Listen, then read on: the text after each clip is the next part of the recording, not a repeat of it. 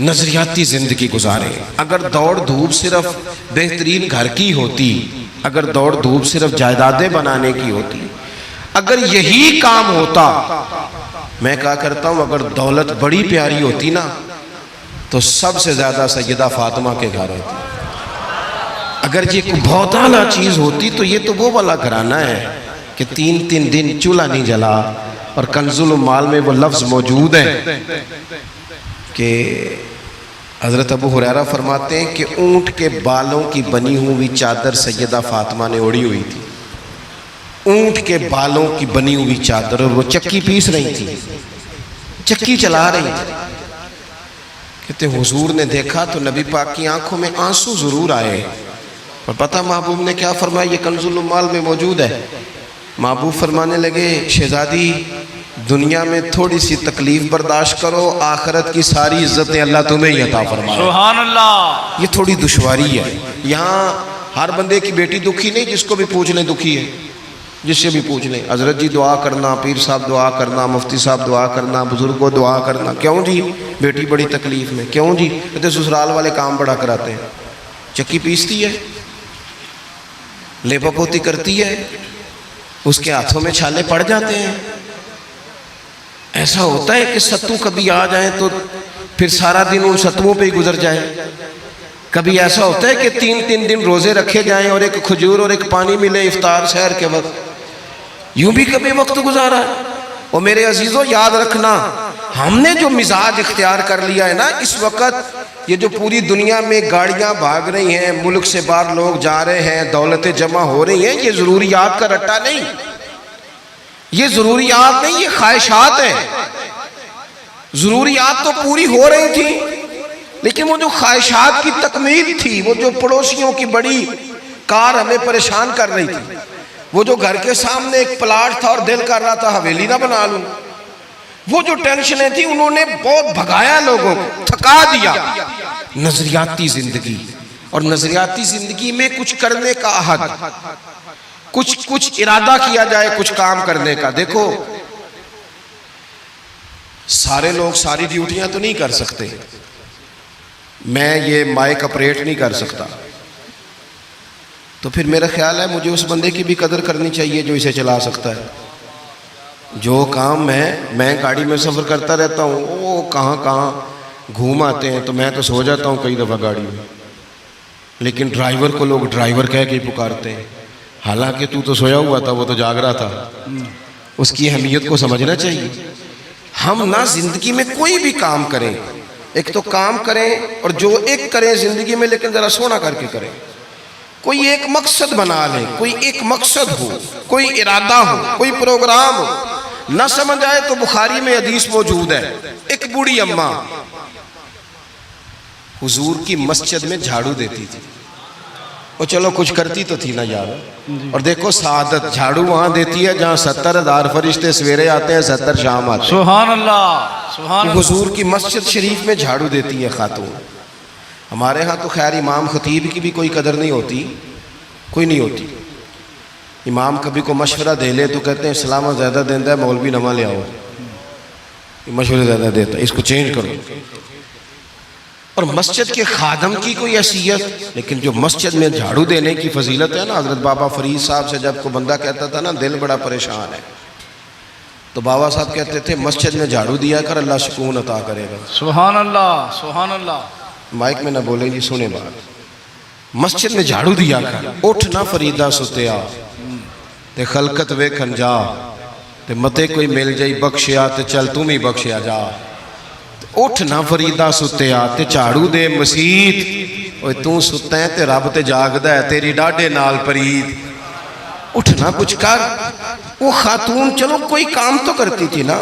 دیکھو نا گلی سے گزرتے ہیں لوگ، اب وہاں کھڈا ہے، سب کا موٹر سائیکل گاڑی سب تنگ ہوتے ہیں. جو بندہ ابھی گزر رہا ہے نا روڈ پہ، وہ تبصرہ کر رہا ہے کہ دیکھو بلدیہ والے صحیح نہیں کراتے. تبصرہ جو سارے کرتے ہیں، ایک کئی تے ایک دا بڑا، 2 بندے درکار ہیں، رستہ ٹھیک ہو جاتا ہے. پر اتنی محنت کرنے کو کوئی تیار ہے، کیونکہ ہمارے ملک میں جو شے سب سے عام ہے وہ تبصرہ ہے.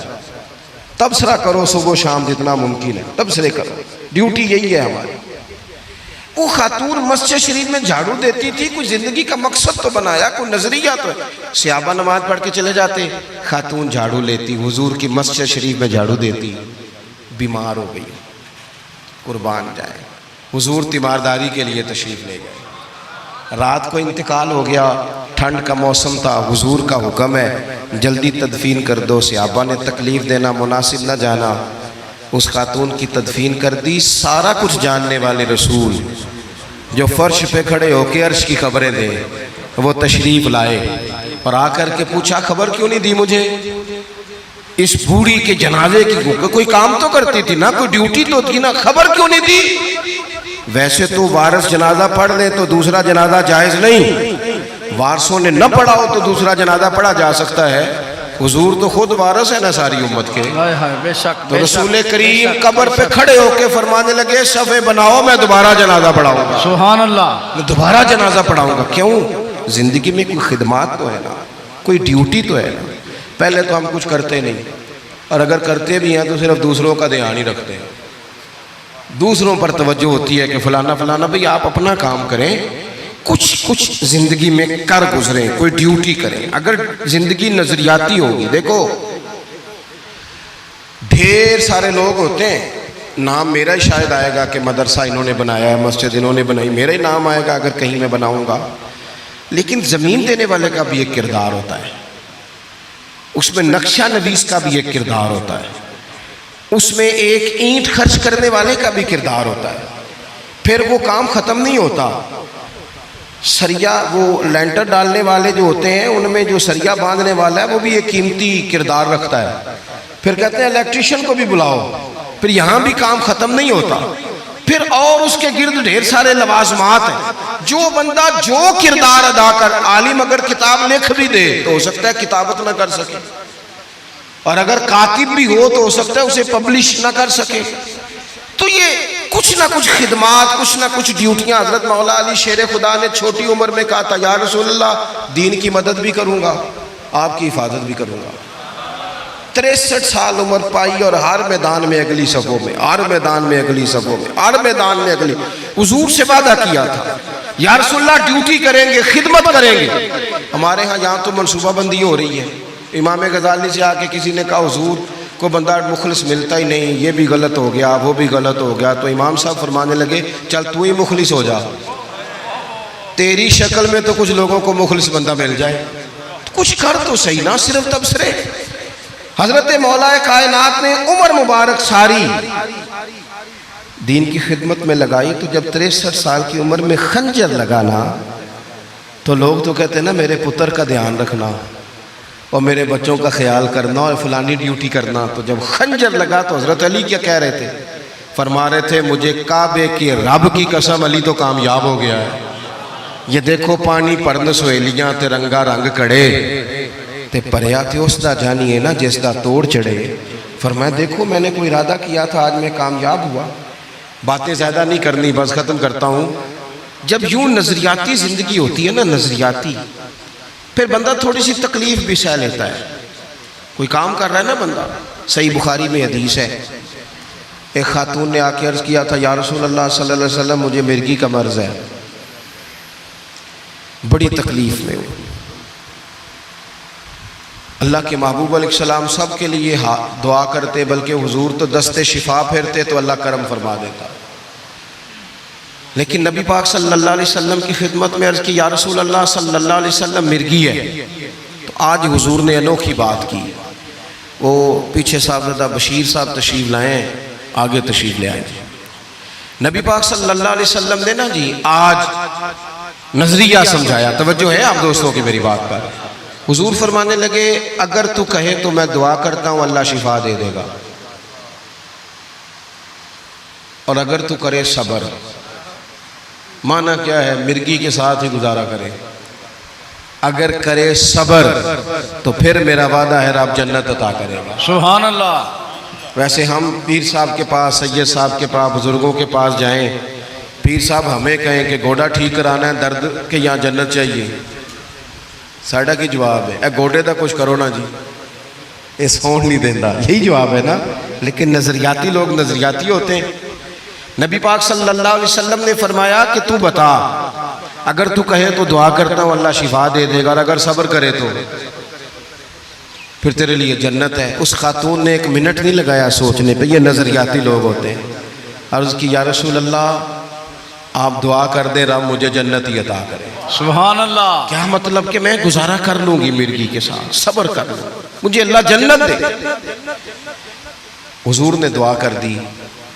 خاتون عرض کرنے لگی حضور جب مرغی ہوتی ہے تو جسم سے کپڑا ہٹ جاتا ہے، حیا آتی ہے، خاتون ہوں، عورت ہوں، تکلیف محسوس کرتی ہوں۔ محبوب نے دعا کر دی۔ صحابہ کہتے ہیں جتنی بھی مرغی ہوتی تھی اس کے کپڑے نہیں جسم سے ہٹتے تھے، جتنی مرضی بھی ہو کپڑا قائم رہتا تھا۔ دیر تک وہ بوڑھی اماں زندہ رہیں۔ خواتین ایک دوسرے سے کہا کرتی تھی کسی نے جنتی دیکھنی ہے تو اس بی بی کو دیکھو، اسے دنیا میں حضور نے جنت کی بشارت عطا کی۔ سبحان اللہ، سبحان اللہ۔ نظریہ ہوتا ہے، نظریہ۔ ویسے آنا جانا، تصویریں بنانا، گھومنا پھرنا، پلاننگ کرنا چلتا رہتا ہے، لیکن جو نظریاتی لوگ ہوتے ہیں انہیں ذرا تھکاوٹ بھی تھوڑی ہوتی ہے۔ نظریے کے لیے کام کر رہے ہیں نا، وہ بھاگتے ہیں، ان کا بھاگنا انہیں تھکاتا نہیں۔ جب آپ نظریاتی ہیں تو صبح قیامت پہ نظریاتی اور غیر نظریاتی لوگوں کا نتیجہ کیا ہے؟ یوم نحشر المتقین الی الرحمن وفدا۔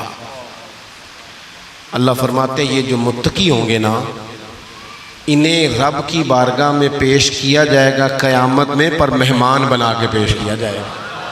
ان کا میزبان رب ہوگا، چونکہ انہوں نے زندگی تقوی میں گزاری، محتاط وقت گزارا۔ وَنُسُوقُ الْمُجْرِمِينَ إِلَىٰ جَهَنَّمَ وِرْدًا۔ اور یہ جو مجرم ہیں انہوں نے جرم کیے، من پسند زندگی گزاری، فرمایا انہیں پیاسے ہانک کے دوزخ میں پھینک دیا جائے، پیاسے ہانکے جائیں گے جہنم کی طرف۔ اپنی زندگی میں کچھ ارادہ کریں۔ دیکھیں دھوپ چھاؤں آئے گی، وہ ہمارے یہاں کچھ لوگ کہتے ہیں دھوکے بڑے ہیں جی، ہنسے کیسے؟ تو میں کہا کرتا ہوں کہ اتنی تکلیفیں کسی کو نہیں آئیں جتنی حضور کو آئی ہیں۔ پر آپ فرمان پڑھیں، حضرت حارث بن عبداللہ کہتے ہیں میں نے تو مدینے والے محبوب کو جب بھی دیکھا ہے مسکراتے دیکھا ہے۔ سارے کام 7 سال چلتے ہیں لیکن اپنی زندگی میں کوئی مقصد ہونا۔ یہ جن بزرگوں کے ہم آراس میں آتے ہیں نا، انہوں نے کوئی مقصد حیات بنایا۔ یہ مت سمجھنا کہ ساری زندگی پھولوں پہ گزری، یہ عرس وغیرہ یہ سارے کام بعد میں ہوتے ہیں، بعد، ورنہ ڈھیر سارے صوفیاء ایسے ہیں جنہوں نے روڑے کھا کے وقت گزارا، بڑے ٹھیک ٹھاک روڑے کھائے، بڑی تکلیفیں برداشت کی، اور ان کی اگر آپ تاریخ پڑھیں گے تو بڑا کچھ ان کے ساتھ کیا گیا، بڑے معاملات ہوئے۔ ایسا نہیں یہ شہادت گاہ الفت میں قدم رکھنا لوگ آسان سمجھتے ہیں مسلمان ہونا، یہ بڑا مشکل کام ہے، اس سے ہو کے گزرنا پڑتا ہے۔ لیکن ڈیوٹی کریں، کوئی کام کریں، کچھ اپنے ذمے لیں۔ یہ جو ہم وقت گزار رہے ہیں نا جی، آپ یہاں کیوں بیٹھے ہیں؟ کہتے ہیں ٹائم پاس کر رہا ہوں۔ تو میں کہتا ہوں اتنا ٹائم کہاں سے آیا جو آپ کو پاس کرنا پڑا؟ بہت سارے لوگ کہتے ہیں جی میں بور ہو رہا ہوں، تو میں کہتا ہوں یار بور ہونے کا ٹائم بھی تو ہونا چاہیے نا بندے کے پاس۔ آپ کے پاس ٹائم زیادہ ہے اس لیے بور ہو رہے ہیں، ہمیں تو ٹائم ہی نہیں ملتا بور ہونے کا۔ تو جب کوئی کام کرنا ہے آپ نے، جب آگے بڑھنا ہے، کچھ مقاصد حسنہ حاصل کرنا ہے، کچھ امور خیر سر انجام دینے، پھر زندگی میں ان کو طے کریں اور ان پر کام شروع کر دیں۔ دھوپ بھی آئے گی، چھاؤں بھی آئے گی، سکھ بھی آئیں گے، دکھ بھی آئیں گے، لیکن قافلہ رواں دواں رہنا چاہیے۔ اللہ تعالیٰ اس آستانہ نور کو ہمیشہ سلامت رکھے۔ میرا ایک اور جگہ پہ وعدہ تھا، مجھے وہاں آگے بڑھنا ہے۔ یہ جو محفلیں ہوتی ہیں یہ کبھی بھی ان کو شخصیات کی محفلیں نہیں بنانا چاہیے، ساری تقریری نظریے پہ کی ہے۔ محفلیں تو حضور کے نام کی، کوئی آئے گا کوئی جائے گا، یہ تو سلسلہ چلتا رہتا ہے، اس میں کبھی بھی یہ فوکس نہ کریں۔ آپ حضرت کے لیے آئے ہیں، بزرگوں کے لیے آئے ہیں۔